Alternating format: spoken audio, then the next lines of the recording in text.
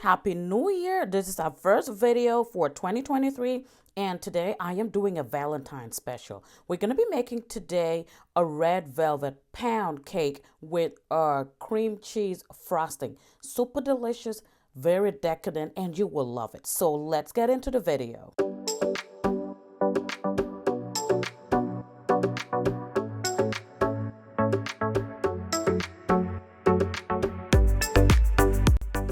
So I got my stand mixer out to make it easier, and we're going to start off with 3 sticks of salted butter. I like to use salted butter, but if you have unsalted butter, just make sure that you add salt to your flour. And I like my Kerrygold butter.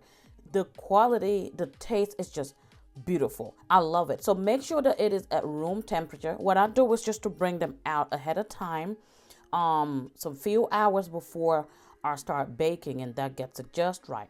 To that, I'm going to be adding 1 block, which is just 8 ounces of cream cheese. This is also at room temperature, super soft. It's going to make a beating process a lot easier and not overwork it. So here we're just trying to blend our fats together, which is the butter and the cream cheese. Make sure that you stop halfway out and scrape down your beaters and also the sides of your bowl, and then beat it one more time to make sure that everything is well incorporated.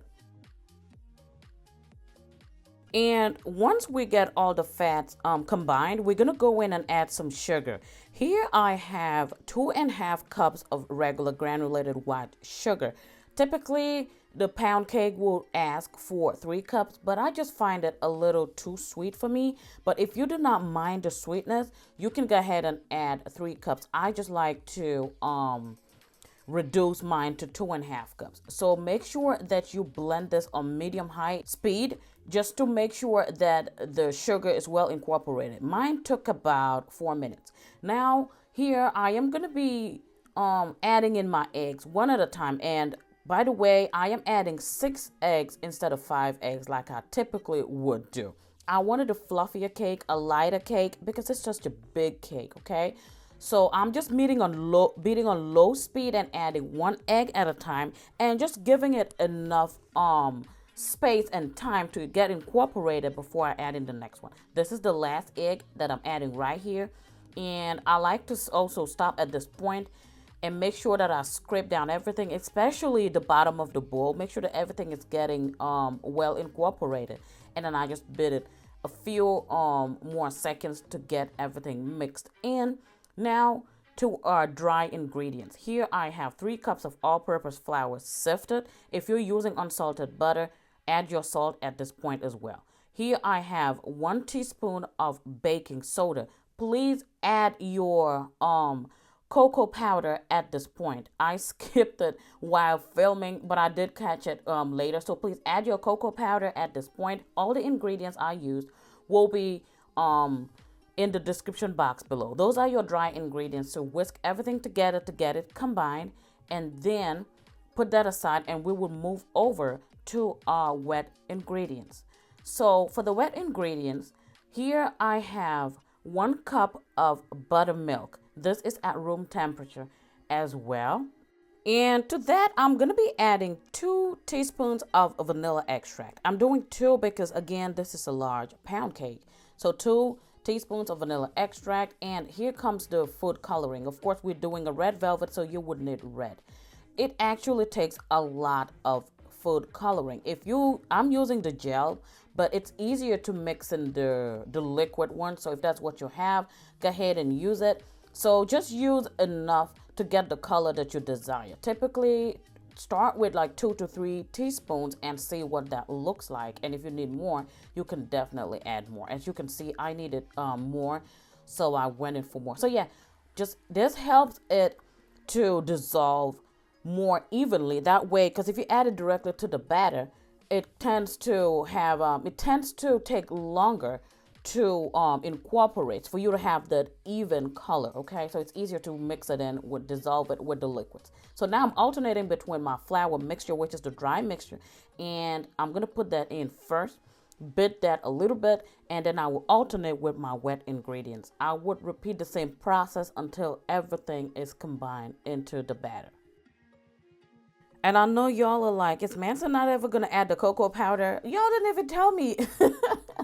Again, mix it with your flour mixture. That's what I was supposed to do, but in the cause of filming and all of that, I kind of missed it, but I caught it. So here it is. You're using 1/4 cup of cocoa powder, and y'all, that Ghirardelli Dutch processed cocoa powder is the bomb. Do not take my word for it. Run to the store and look for it. I get mine at Walmart. You can also find it at Meijer and most grocery stores. Carry it. It is the bomb. That's why I showed you guys the package. It is so potent and just so pronounced. I absolutely love it. And what is a good red velvet cake without cocoa powder? You need it. So yeah, I'm back to alternating between my wet and dry ingredients. By the way, if this is your first time coming across this channel, I want to say a warm welcome to you all. And to my returning subscribers, you guys know I love you.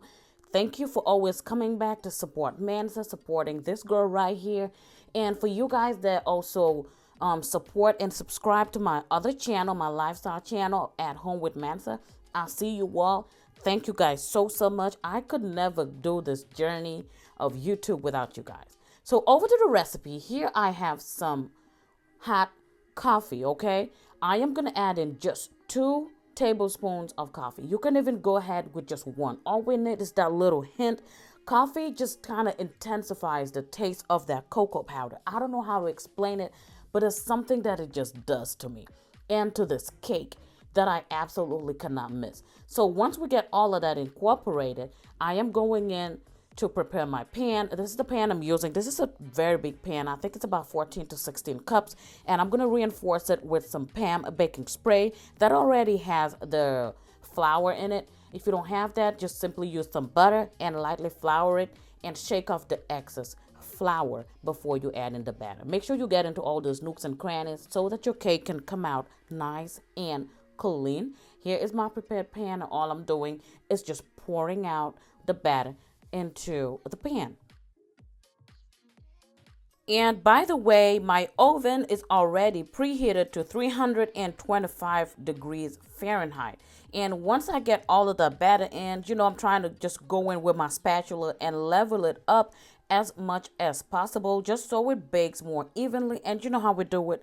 Pop it, drop it, just to release any excess air bubbles. You can see that the batter is lighter than your typical pound cake, and that is what I was going for. Okay, so into the oven it goes. We're baking at 325 degrees Fahrenheit for 70 to 80 minutes. At the 70-minute mark, go in with a toothpick and insert it in the middle. And if it's not done, go ahead and add in an extra 5 to 10 minutes. And that should be it. In the meantime, we're going to go ahead and prep our cream cheese frosting. So in a bowl, I am going to add in another an 8-ounce pack of cream cheese at room temperature. And to that, I am adding half a stick of butter. This is 4 tablespoons of butter.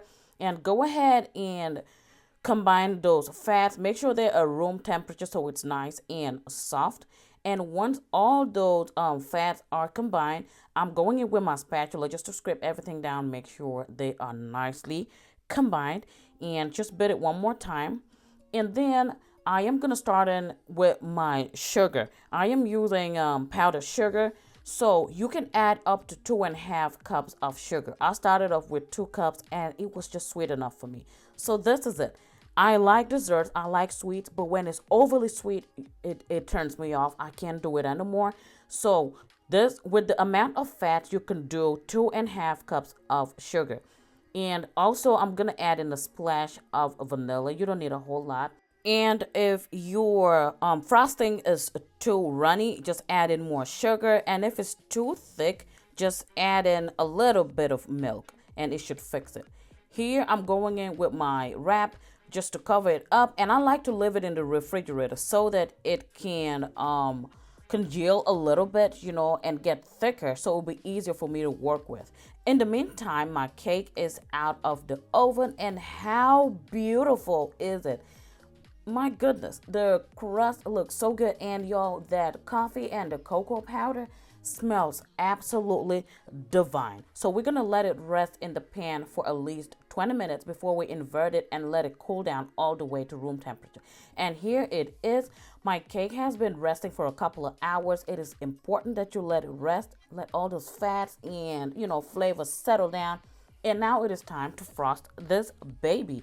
As you can see, my frosting got a little thick from leaving it in the refrigerator, and I am just slapping it around, just covering up this cake. Cream cheese frosting is so delicious with this with a red velvet cake. I cannot do without it, but if you don't like cream cheese, you could just do a regular buttercream frosting. I'm sure it would work just perfect, right? And once I'm done, I like to let it sit for at least 10 to 15 minutes before I cut into it. And this is what it looks like. Now I'm going to cut it so we see what we're working with. I always want to show you guys the inside. And can you see that bounce? It is super soft. It is moist, decadent, it's rich. All the adjectives you can use to describe it. That's what it is. It's so beautiful. And this is what it looks like. Ta-da! Look at that. Absolutely gorgeous. If you guys get to try my recipes, feel free to tag me on Instagram, Mansa Queen, and I'm also on Facebook, Mansa Queen, and I will be happy to repost your pictures. And thanks to everybody that has been tagging me on their photos and everything.